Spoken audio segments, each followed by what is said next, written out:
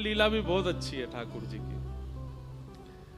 दान लीला में क्या होता है कि सब सखियां, प्राचीन उस समय के काल में व्यापार कुछ था तो नहीं, लोगों के घर में गाय होती थी, गाय के दूध से घी, दही, मठा आदि ये सब बना के फिर उसका विक्रय करना, यही व्यापार था। और खेती बाड़ी, तो पुरुष जितने थे वो खेतीबाड़ी करते थे और माताएं जो हैं वो दूध, घी, दही आदि इसका विक्रय करने जाती थी। इसी से ही घर चलते थे सबके। लेकिन ठाकुर जी इतने पॉजेसिव थे गोकुल वासियों के लिए कि यहां का दूध, घी, दही बाहर नहीं जाना चाहिए। मैं बैठा हूं, मुझे खवाए दो, मुझे पिवाए दो, मुंह ते चाहे जितना धन ले जाओ, पर बाहर कहीं मत ले जाओ। और बाहर भी मथुरा तो बिल्कुल मत लेके जाओ। तो ठाकुर जी क्या करते थे कि मथुरा जाने वाले मार्ग पर एक नाका बना देते थे। और नाका बना करके, नाका समझते हैं, टैक्स टोल गेट होते हैं, ऐसे ही ठाकुर जी नाका बना देते थे। एक किसी लकड़ी की बढ़िया सुंदर एक वो बनाते जो नीचे ऐसे आ जाती, और वो नहीं भी होती तो छुप करके सब पेड़ों पर बैठ जाते। जैसे ही गोपियां निकलती ऊपर से सारे सखा कूद पड़ते, कहां जा रही हो? अरे हम दही, दूध, घी आदि मक्खन बेचवे जा रही हैं। तो फिर ठाकुर जी बोले मार्ग को कर प्रदान करो। मतलब अरे वृंदावन से मथुरा जावे को कोई मार्ग थोड़ी है, ये तो हमारे दादा परदादा पर दादा ने चल चल के ये मार्ग बनाए हुए। गोपी ने कही अच्छा तुम्हारे पिताजी को बोलो। और नहीं, पिताजी नहीं, पर दादा को मार गए हमारे को, हमारो अधिकार है कर लेवे को। और फिर कर कैसा लेते हैं ठाकुर जी? इतने बड़े बड़े पत्तल लेकर के आते हैं। बोले जब तक ये पत्तल ऐसी इतनी नहीं भर जाए कि नए खिलवे पे छलके को नीचे, तब तक देती रहो। आधे आधे मटका सबन के खत्म हो जाए। फिर वो पावे, मधुमंगल पावे, सीदामा पावे, तनसुका, मनसुका, धनसुका सबरे पावे। गोपियों का फिर व्यापार नहीं हो पाता। इसलिए गोपियां मार्ग बदल बदल करके जाती हैं कि कन्हैया नहीं मिल जाए रास्ता में। लेकिन अद्भुत है ब्रज की लीला। गोपियों को विक्रय भी करना है और यह भी चाहिए कि श्याम सुंदर रास्ते में आके रोकें। अगर गोपियों को मार्ग में ठाकुर जी नहीं मिलते और सही सलामत गोपियां पहुंच जाती हैं तो उनका मन नहीं लगता। कोई आकर के कहे हाँ दही कहा भाव दियो, अब तो जितना चाहिए ले जा। मतलब अरे भाव तो बता, कहां भाव चाहिए? चाहिए तो ले, नहीं तो चलो जा। अरे कछू तो बता कितने रुपया में? बोले कछू भी दे जाए। क्यों ऐसे क्यों है रही है? आज श्याम सुंदर नहीं मिले, आज श्याम सुंदर ने भोग नहीं लगाया हमारे दही को, हमारे मक्खन को।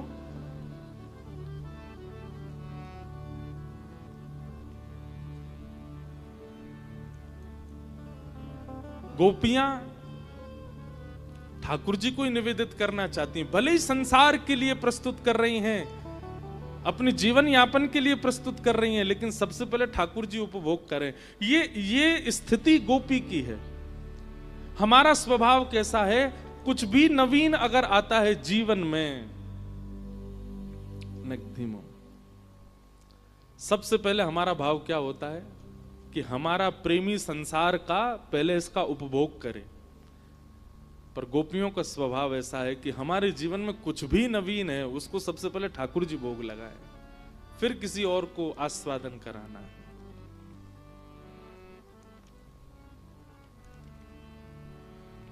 एक बार महाराज जी किशोरी जी आई और ठाकुर जी तो बोली तुम्हें शर्म ना आवे? ठाकुर जी बोले ना आवे।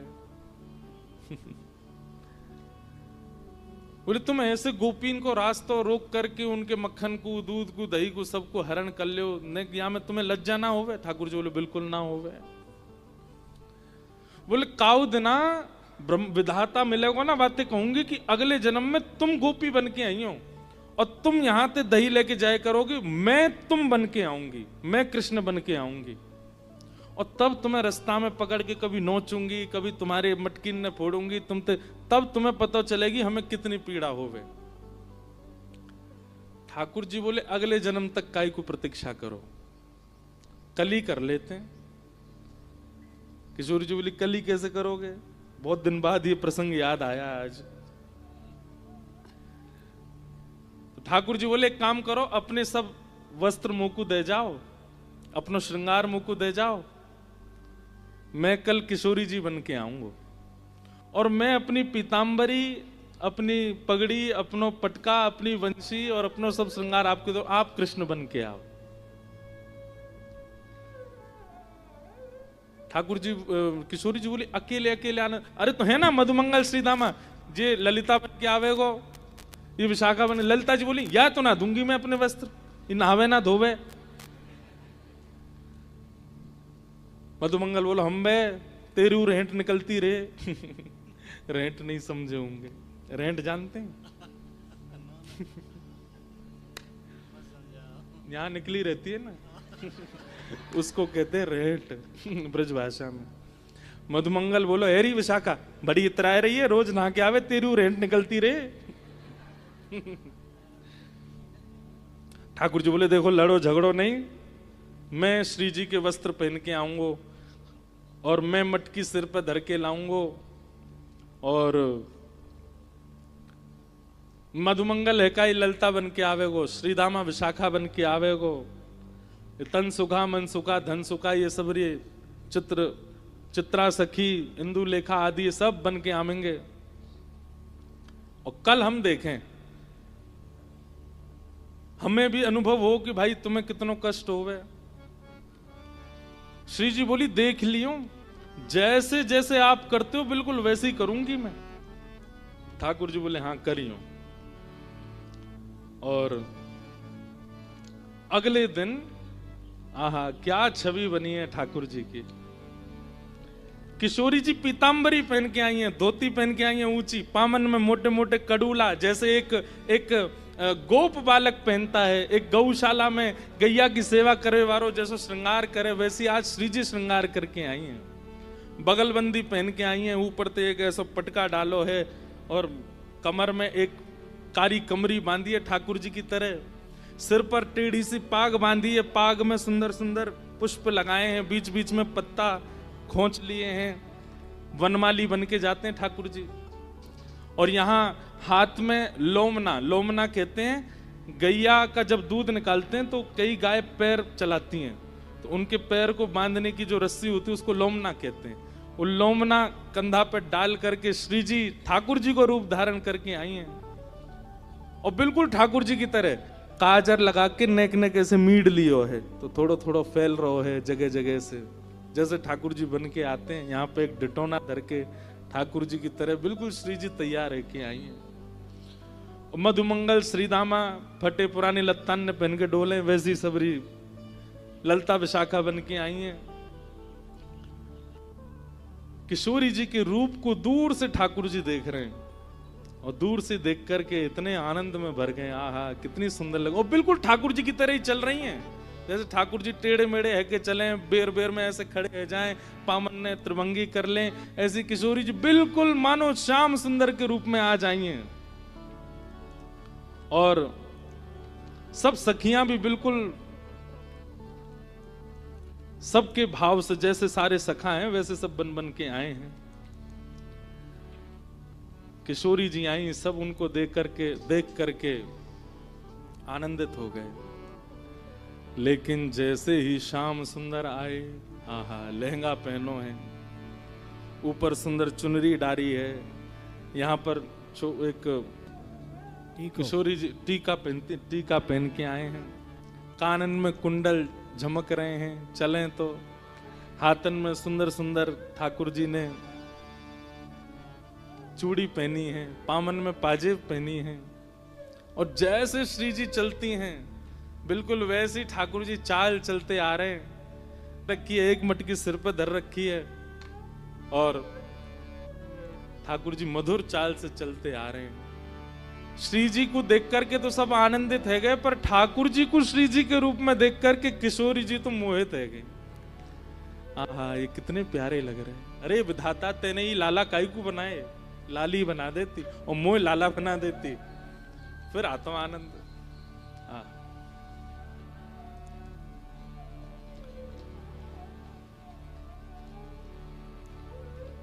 हमारे ब्रज में पद गाते हैं, जैसे ही ठाकुर जी निकले, श्री जी कमर पे हाथ धर करके और महाराज ठाकुर जी को देख रही हैं। ठाकुर जी ऐसे सिर्फ अपने मुंह में पल्लू से छुपाए करके और मधुमंगल श्रीदामा ये सखी बन के आए तो कह रहे हैं देखो सामने श्याम सुंदर खड़े हैं। श्री जी को कह रहे हैं देखो श्याम सुंदर खड़े हैं, यहाँ से चलो पीछे से भाग के, वहां से भाग के जाते हैं। श्री जी वहां आ जाते, अरे कहाँ को जा रही है री नई नई नवेली दुल्हन। जैसे ठाकुर जी बोलते हैं बिल्कुल वैसे ही बोल रही है, और ठाकुर जी वैसे ही संकोच कर रहे हैं जैसे श्री जी करती हैं। इतना सुंदर दृश्य प्रकट हुआ है वृंदावन में। इतने में गिलोल बोलते, क्या बोलते हैं उसको, आपके यहाँ क्या बोलते हैं? गिलोल बोलते हैं। ले करके श्री जी आई और ठाकुर जी को तक करके लियो, बोले मार दो ना ना श्याम सुंदर ऐसा मत करियो, यहाँ में दही भरो, जल नहीं है, जल हो तो चलेगो, मेरो नयो वस्त्र है, भानु बाबा ने मुंह को दियो है, सब बिगड़ जाएगा, कीर्ति मैया बहुत डांटेगी। नहीं नहीं आज तो भिगोंगो, आज तो पंचामृत स्नान कराऊंगो। श्री जी कर रही है लीला, ठाकुर जी भय करके भाग रहे हैं। तभी जाकर के श्री जी ने घेर लिए ठाकुर जी। अब अगर मैं श्री जी कहूं तो ठाकुर जी के रूप में जो श्री जी हैं उनको समझियो, ठाकुर जी कहूं तो श्री जी के रूप में ठाकुर जी को समझियो। श्री जी ने जाकर के एक सघन वन में घेर लिए ठाकुर जी, और जैसे ठाकुर जी पकड़ करके कभी नोच दें ऐसे नोच रहे हैं, कभी केशन ने खोल रहे हैं, और ठाकुर जी बच बचा के भाग रहे हैं। बोले ऐसे तो ना करूं मैं, बोले अपने रूप में ही रहो, ये बीच में बोलना नहीं है, जैसे रहते हो वैसे ही रहो।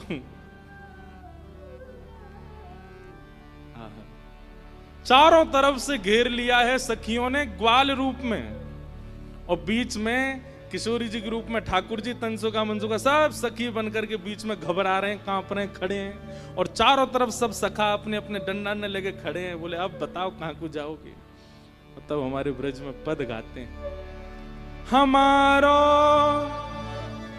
श्री जी गा रही हैं, ठाकुर जी के रूप में श्री जी गा रही हैं, और ठाकुर जी से कह रहे हैं हमारो दान दे जारी, हमारो दान दे जारी, नहीं दधी बेक बेवारी, हमारो दान दे जारी, नहीं दध बेच बेवारी, हमारो दान दे जारी, नहीं दधी बेक बेवारी, हमारो दान दे जारी, बेच बेवारी। अब श्री जी कह रही है हमारो दान दे जा। ओ नहीं नहीं आइए आज दही बेक पे हमारो दान तो दे जा। ठाकुर जी कह रहे हैं काय बात को दान? मार्ग को कर एक ही बार दियो जाए, और वो हम दे चुके हैं, अब दोबारा काय को देनो है? तो श्री जी कह रही हैं कि भैया जब कोई नई गोपी जावे ना, तो नई गोपी जब हमारे मार्ग पे आवे तो वाक्य मार्ग पे आवे को भी हम दान ले में। आज ये नई नवेली सखी पहली बार दान करवे जा रही है, या को तो कर हम लेंगे। आहा, ठाकुर जी कहने कहां से नहीं लग रही हूं? नई अगिया नई साड़ी भ्रकुटिया, नई अगिया नई साड़ी, मटुकिया शीश पे भारी, नई अगिया नई साड़ी, मटुकिया शीश पे भारी, नई अगिया नई साड़ी, मटुकिया शीश पे भारी,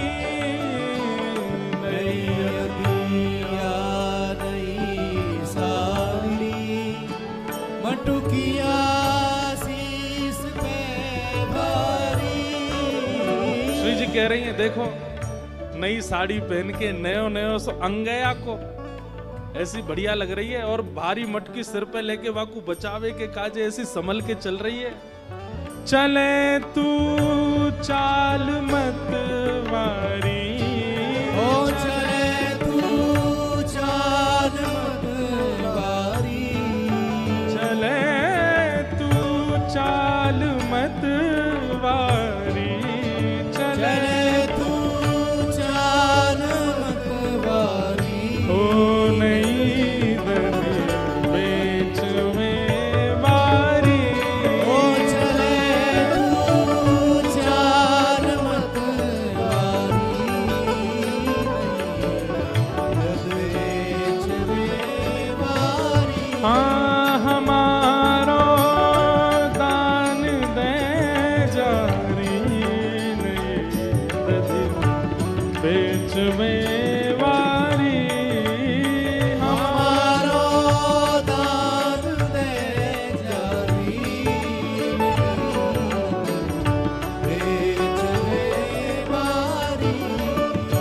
झुमक झुक सुमती डोले, रसीले बैन मुख बोले।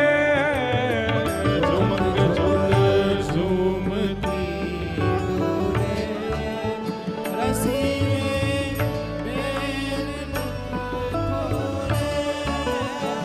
झुमक झुक झूमती डोले, रसीले बैन मुख बोले। झूमती डोले, रसीले बैन मुख बोले। घेर करके श्री जी बोल रही हैं, आहा कैसी चाल चले, देखो ऐसी लगे कोई गजगामनी चलती वही आ रही हो।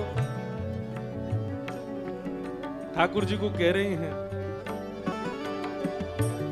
ठाकुर जी घूंघट करके, अरे छैल छबीले आ गए हो मार्ग में, ऐसे ऐसे दूसरे इनकी नारी इनको देखे करें। ठाकुर जी इतने में हाथ पकड़ेंगे, दूसरे इनकी थोड़े ही हो, आप तो हमारी हो, अपनी इनको तो देख ही सकूं मैं।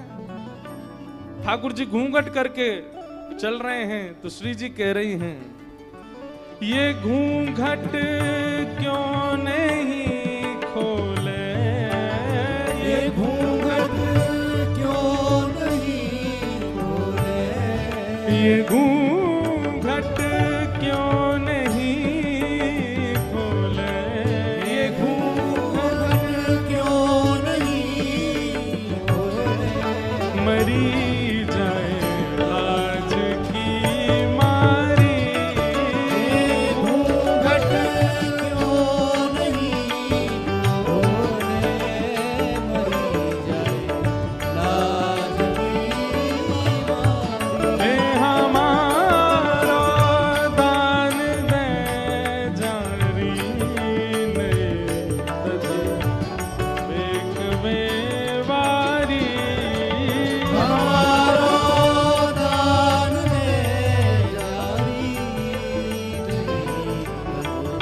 बेच में वारी। हमारो दान दे जारी, नहीं बेच में मारी। हमारो दान दे जारी, बेच में वारी। बेच में मारी। बेच में वारी। ऐसी श्यामा सखी बनकर के ठाकुर जी दही बेकवे जा रहे हैं और किशोरी जी ने इतने परेशान किए, इतने परेशान, रोने लगे हाथ जोड़ करके। बोले आज के बाद परेशान नहीं करूंगा, आज माफ कर दो। तब श्री जी ने बोले नहीं नहीं, ये तो आपको सुख है, आपको विलास है। आप क्या सोचें कि इन गोपीन को मन ना करे कि आप बीच मार्ग में मिलो, इनको भी तो मन करे। ये तो केवल आपको एक लीला प्रकट करके सुख करावे के काजे ये लीला भाई। ऐसे प्रिया प्रियतम हमारी लीला करें। तो नौका विहार की प्रथम लीला दान से ही शुरू होती है।